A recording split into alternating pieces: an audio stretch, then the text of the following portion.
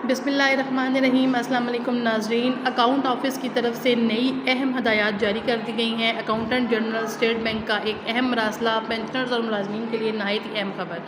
1 नवंबर को मिलने वाली सैलरी और पेंशन अगर आप वसूल करना चाहते हैं तो वीडियो को मुकम्मल और आखिर तक देखिए, और अगर चैनल पर नए हैं तो बेल आइकन को प्रेस करके लाजमी चैनल को सब्सक्राइब कर दें। अस्सलाम वालेकुम। तमाम सरकारी मुलाजमीन और पेंशनर्स को वेलकम करते हैं। इस वीडियो में आपको 2 बड़ी अपडेट दी जाएंगी। दोनों चीज़ों का ताल्लुक आपकी पेंशन और सैलरी के मुतालिक है। तो तमाम सरकारी मुलाजमीन और पेंशनर्स जो हैं ये वीडियो पूरी देखें। अगर पहले बार चैनल को विजिट करें तो सब्सक्राइब ज़रूर कर लें। नाज़रीन, अपडेट ये है कि अकाउंट ऑफिस की तरफ से कुछ हदायत हैं पेंशनर्स और सरकारी मुलाजमीन के लिए। पहली अपडेट ये है कि स्टेट बैंक और अकाउंटेंट जनरल इस्लामाबाद की हदायत के मुताबिक तमाम पेंशनर्स को साल में 2 बार बायोमेट्रिक वेरिफिकेशन या लाइफ सर्टिफिकेट लाजमी जमा करवाना होता है। इस हवाले से मार्च के महीने में और सितंबर के महीने में 30 नवंबर जो है डेडलाइन थी।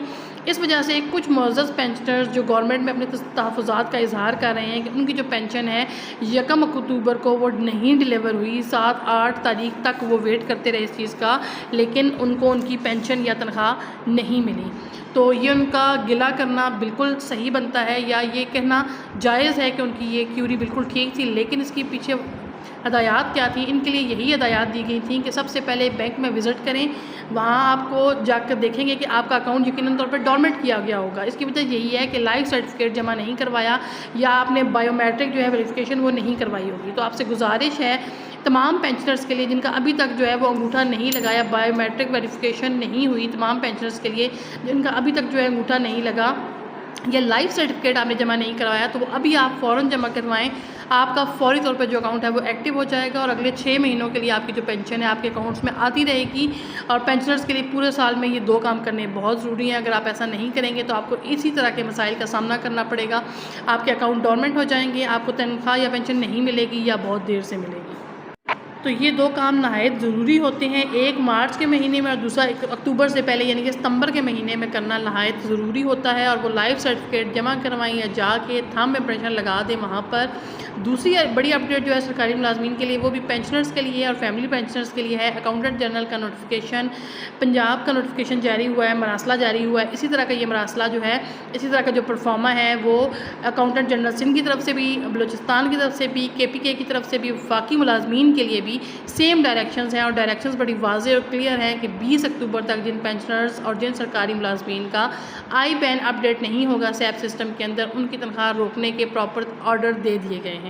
वो अकाउंटेंट जनरल जो है इस्लामाबाद ने इशू किया है और तमाम वफाकी अकाउंटेंट जनरल को उन्होंने डायरेक्शंस दी हैं कि अपने अपने ज़िले सतह पर वो लोग इस चीज़ को स्प्रेड करें और बताएं कि 20 अक्टूबर तक जिन लोगों का ये डाटा, ये डेडलाइन दे दी गई है और आपको पिछले 3-4 माह से इसके मुतालिक आगाह किया जा रहा है कि इन चीज़ों को अपडेट करवा लें। जिनकी नहीं होगी उनकी तनख्वाह या पेंशन रोक दी जाएगी। और अब 20 अक्टूबर की डेडलाइन दे दी गई है तमाम मुलाजमीन के लिए, सरकारी मुलाजमीन के लिए, पेंशनर्स के लिए और यहाँ तक कि फैमिली पेंशनर्स के लिए भी यही सेम डायरेक्शंस जो हैं तमाम सूबों में और वफाक में दी गई हैं।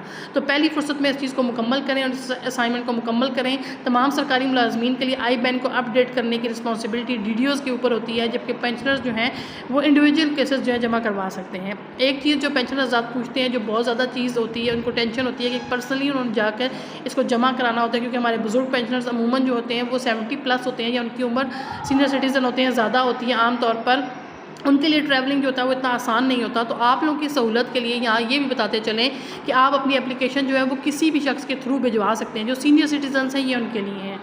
अपने जो आपके ज़िले अकाउंट ऑफिस होते हैं, हर ज़िले के अंदर अकाउंट ऑफिस मौजूद होता है, वहाँ पर जाके आप जमा करवाएं। टोकन ब्रांच के अंदर वहाँ से टोकन रिसीव करेंगे आप और इसके बाद जो आप अपना ये प्रोसेस जो है मुकम्मल करवाएंगे। जब टोकन लग जाता है या मिल जाता है तो फिर मुतलका जो ऑडिटर होते हैं उसकी तरफ से उनको वो भेज दिया जाता है और सैप सिस्टम के अंदर उनकी बाकायदा तौर पर एंट्री कर दी जाती है और फिर तनख्वाह और पेंशन का किसी किस्म का मसला आपको फेस नहीं करना पड़ता। तो नाज़रीन, ये नहायत ही 2 अहम अपडेट्स थी पेंशनर्स के लिए, मुलाजमीन के लिए और फैमिली पेंशनर्स के लिए भी। इनको आपने बिल्कुल इग्नोर नहीं करना है, इन पर पूरा प्रोसेस करना है और जल्द अज जल्द इसको मुमकिन बनाना है।